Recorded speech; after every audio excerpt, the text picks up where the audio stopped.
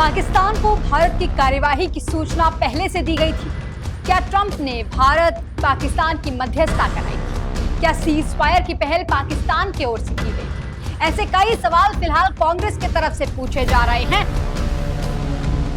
और इस पर लोगों की प्रतिक्रियाएं भी आनी शुरू हो गई हैं। दोस्तों, एक बात तो साफ है कि फिलहाल जिस तरीके से कांग्रेस सवाल उठा रही है एक के बाद एक, वो उसके वो वाले वादे से बिल्कुल अलग है जब उसने बोला था कि वो सरकार के साथ खड़े हैं। फिलहाल बहुत सारे सवाल घूम रहे हैं, लेकिन अब तस्वीरें बिल्कुल साफ हो गई हैं। नमस्कार दोस्तों, आप देख रहे हैं डीएनपी इंडिया, हर खबर भरोसे के साथ। दोस्तों, अमेरिकी राष्ट्रपति डोनाल्ड ट्रंप ने उस मध्यस्थता वाले बयान के बाद से पूरे देश ने एक साथ पूछा कि पाकिस्तान और भारत के तनाव के बीच सीज फायर की पहली जानकारी ट्रंप के तरफ से क्यों आई।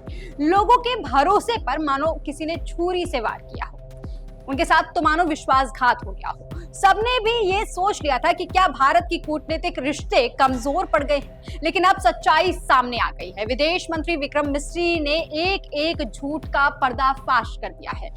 राष्ट्रपति ट्रंप ने दावा किया था कि पाकिस्तान परमाणु हमले की तैयारी कर रहा था और इसीलिए उन्होंने जंग रोकने का आह्वान किया, जो ट्रेड रोकने तक की धमकी देकर की गई थी। लेकिन सच्चाई क्या है, इस वीडियो में समझने की कोशिश करते हैं। दरअसल विक्रम मिस्री ने संसद की स्थायी समिति के सामने परमाणु धमकी से लेकर ट्रंप की मध्यस्थता वाली बात और तुर्की और चीन के साथ तनाव पर भी बात सामने रखी।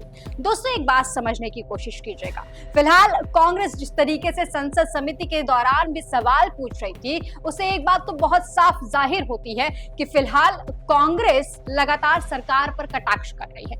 एक सवाल मैं आपसे पूछना चाहती हूँ, क्या जब अमेरिका ने पाकिस्तान पर कार्यवाही की थी, ओसामा बिन लादेन वाला ऑपरेशन किया था, तो क्या इस बात की सूचना पहले से दी गई थी? नहीं दी गई थी। क्या भारत ने जब सर्जिकल स्ट्राइक किया था तब सूचना दी गई थी? नहीं दी गई थी। क्या जब एयर स्ट्राइक किया गया था पाकिस्तान पर तब किसी बात की सूचना दी गई थी? नहीं दी गई थी। ये सारे सवाल फिलहाल बहुत बेतुके लग रहे होंगे, लेकिन यही सारे सवाल जब कांग्रेस संसद समिति के दौरान और लगातार अपने सोशल मीडिया हैंडल्स के माध्यम से भी पूछ रही है, तो बहुत सारे लोग उनका साथ भी दे रहे हैं। दोस्तों, फिलहाल समझने वाली बात यह है कि जिस तरीके से देश ने पहलगाम हमले का बदला लिया है और एक के बाद एक, और अब पाकिस्तान के से वार्तालाप पर भी भारत के तरफ से ये साफ कर दिया गया है कि पाकिस्तान से अगर वार्तालाप होगी तो सिर्फ आतंकवाद पर होगी या पीओके पर होगी। लेकिन फिर भी कुछ लोग हैं जिनके जहन में फिलहाल कुछ चीजें काट रही हैं। इसमें सबसे ज्यादा वो नेता हैं जिन्हें अपनी राजनीति चमकानी है। इसमें कांग्रेस के वो नेता शामिल हैं जो पहले तो कह रहे थे कि हम सरकार के हर वादे में साथ हैं। जब सर्वदलीय बैठक हुई उस दौरान राहुल गांधी समेत जो तमाम कांग्रेस नेता हैं, उन्होंने बड़ी पुरजोर तरीके से कहा कि सरकार की हर कार्यवाही में हम सरकार के साथ हैं। लेकिन उसके बाद से जिस तरीके से सवाल पूछे जा रहे हैं, और सोचिएगा दोस्तों, उस दौरान उस सर्वदलीय बैठक के बाद से जब राहुल गांधी बाहर निकलते हैं तो भी उन्होंने यही बात की थी कि जिन्होंने ये किया है उनके खिलाफ कार्यवाही की जाएगी, ईंट का जवाब पत्थर से दिया जाएगा, और भी बहुत सारी बातें बोली थी। लेकिन यही बात जब जयशंकर बोल देते हैं, विदेश मंत्री बोल देते हैं, तो उसे कैसे राई का पहाड़ बनाने का काम ये कांग्रेस ही कर रहे हैं, ये समझेगा। दोस्तों, संसद समिति के सामने विदेश मंत्री विक्रम मिस्री ने यह साफ कर दिया है कि पाकिस्तान ना ही कोई परमाणु धमकी की तैयारी में था और ना ही मध्यस्थता ट्रंप के द्वारा की गई। दोस्तों, ऐसे में बात तो साफ हो जाती है कि भारत और पाकिस्तान का जो रिश्ता है, जो द्विपक्षीय रिश्ते की बात होती है, वो फिलहाल भारत ने साबित कर दिया है कि इस मामले में किसी तीसरे का हस्तक्षेप नहीं मंजूर होगा। और इसके साथ ही पाकिस्तान अगर आतंकवाद को पनाह देता है, क्योंकि विक्रम मिस्री ने तमाम सबूत भी वहां पर पेश किए हैं, रिकॉर्ड पेश किए हैं, जिससे पता चलता है कि पाकिस्तान आज भी आतंकी ठिकानों के लिए पनाहगार है, सबसे सुरक्षित जगह है। तो ऐसे में सवाल जो बहुत सारे लोग और स्पेशली अगर कांग्रेस के नेता पूछ रहे थे, तो उनके सवालों का जवाब देने का काम किया गया है। दोस्तों, एक बात और समझिएगा, क्योंकि मैंने आपसे स्टार्टिंग में कहा था कि उधर जो ट्रंप थे वो मध्यस्थता का पूरा क्रेडिट लेने की कोशिश में लगे हुए थे। ट्रंप अभी इंटरव्यू देते हुए भी बता रहे हैं कि मैंने 2 परमाणु संपन्न देशों की जंग रुकवाई है, लेकिन मुझे क्रेडिट नहीं मिला।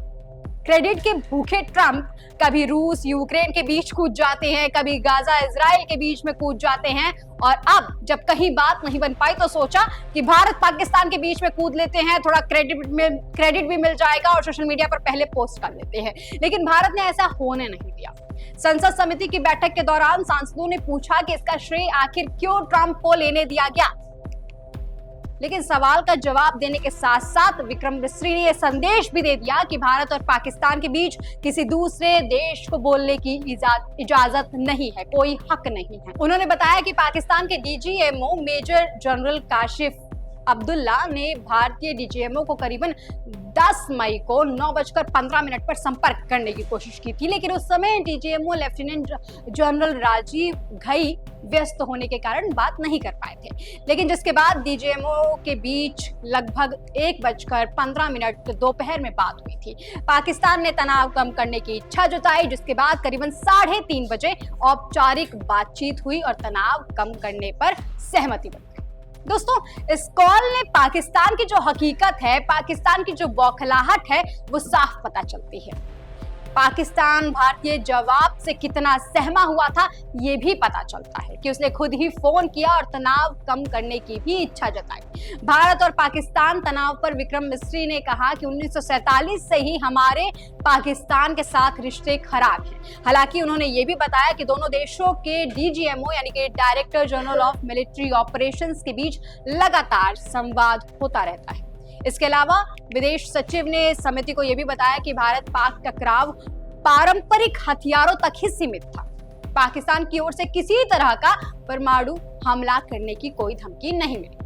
इसके साथ ही चीन और तुर्की के संबंधित सवाल भी पूछे गए। चीनी हथियार पर विदेश सचिव ने कहा कि भारत ने पाकिस्तान के 9 एयरबेस तबाह कर दिए हैं। पाकिस्तान ने हथियार लॉन्च करने के लिए कौन सा प्लेटफॉर्म इस्तेमाल किया था, इससे फर्क नहीं पड़ता है। साथ ही तुर्की को लेकर कहा कि हमेशा से ही वो भारत का समर्थक नहीं रहा है। यही नहीं, ठोस और कई रिकॉर्ड्स भी सामने पेश किए हैं, जिससे दुनिया के सामने ये बात पता चलती है कि पाकिस्तान में फिलहाल आतंकी ठिकाना मौजूद है और आतंकिस्तान के लिए पाकिस्तान सबसे बड़ा पनाहगार है। दोस्तों, तस्वीरें साफ हो चुकी हैं, ट्रंप का झूठा चेहरा बेनकाब हो चुका है। ऐसे में पाकिस्तान और अमेरिका आखिर ऐसा क्यों कर रहा था, ये सवाल उठता है। दरअसल दोस्तों, एक बात तो साफ है कि ट्रंप को सुर्खियों में रहने का बड़ा शौक है या फिर क्रेडिट लेने का शौक है। तभी जिस बात का ऐलान भारत की तरफ से प्रेस ब्रीफिंग में किया जाना था, उसी बात का ऐलान इन्होंने सबसे पहले बौखलाहट में तेजी से करने के चक्कर में सोशल मीडिया प्लेटफॉर्म के जरिए कर दिया और क्रेडिट लेने की कोशिश भी करते रहे। यहाँ तक कि इंटरव्यूज में भी कह रहे हैं ये कि हमने जंग रुकवा दी। लेकिन भारत ने ट्रंप की इस चाल पर पानी फेर दिया और बता दिया कि कोई भी विदेशी मध्यस्थता नहीं हुई है। संघर्ष विराम एक द्विपक्षीय निर्णय था, वो भी पाकिस्तान के डर के कारण। दोस्तों, ऐसे में जो कांग्रेसी लगातार सवाल पूछ रहे हैं, देश में कुछ लोग हैं जो उनका साथ भी दे रहे हैं, लगातार कटाक्ष कर रहे हैं सरकार पर, लगातार सरकार की कार्यवाहियों पर सवाल उठा रहे हैं, सेना पर सवाल उठा रहे हैं। मैं उनसे पूछना चाहती हूँ, जब इस तरीके के रिकॉर्ड्स हमारे सामने हैं, सैटेलाइट तस्वीरें हमारे सामने निकल कर आ रही हैं, यही नहीं, आज हम नहीं बल्कि विदेशों में भी इस बात का साफ साफ जिक्र किया गया है, दावा किया जा रहा है कि भारत ने किस तरीके से पाकिस्तान के एयरबेसों पर हमला किया है, भारत ने किस तरीके से आतंकी ठिकानों पर हमला किया है और भारत ने किस तरीके से पाकिस्तान को चोट दी है। लेकिन उसके बावजूद भी देश में रहने वाले कुछ लोग जो हैं, वो लगातार भारतीय सेना और भारतीय सरकार पर सवाल उठा रहे हैं। दोस्तों, अब जब तस्वीरें आपको दिखाई जा रही हैं, चाहे वो नूर खान एयरबेस की हो, चाहे वो रहीम यार एयरबेस की हो, ये जब तस्वीरें निकल कर आ रही हैं बिफोर एंड आफ्टर की कि भारत ने जब हमला किया है, तो ऐसे में हमारे सामने तो चीजें क्लियर हो जाती है। हमें तो पता चल जाता है कि भारत ने किस तरीके की कार्यवाही की है और जिस बयान को ये लगातार तोड़ मरोड़ कर दिखाने की कोशिश कर रहे हैं, उसमें विदेश मंत्री ने ऐसा कुछ कहा ही नहीं जिससे पाकिस्तान को ये हिंट मिले कि भारत क्या करने वाला है। हाँ, ये बात जरूर है कि भारत ने ऑपरेशन सिंदूर के तहत जो 9 आतंकी ठिकानों पर हमला किया था, इस बात की सूचना दी गई थी। सूचना नहीं, वो भी कार्यवाही करने के बाद सूचित किया गया था, ऐसा बात बोला गया है। लेकिन कांग्रेस की जो पुरानी हरकत है, पुरानी बात है, पुरानी आदत है कि वो चीजों को तोड़ मरोड़ कर अपनी राजनीति के लिए उस पर रोटियां सेकने का काम करती हैं, और ऐसा ही होता हुआ दिखाई दे रहा है। लेकिन सवाल ये भी है दोस्तों कि इसी कांग्रेस के तुष्टीकरण वाली राजनीति में देश के कुछ लोग हैं जो उनका साथ दे रहे हैं। वो कितने प्रतिशत लोग हैं, जरा आप कमेंट सेक्शन में लिखकर जरूर बताइएगा। और ऐसी तमाम खबरों के लिए देखते रहिए DNP इंडिया, हर खबर भरोसे के साथ।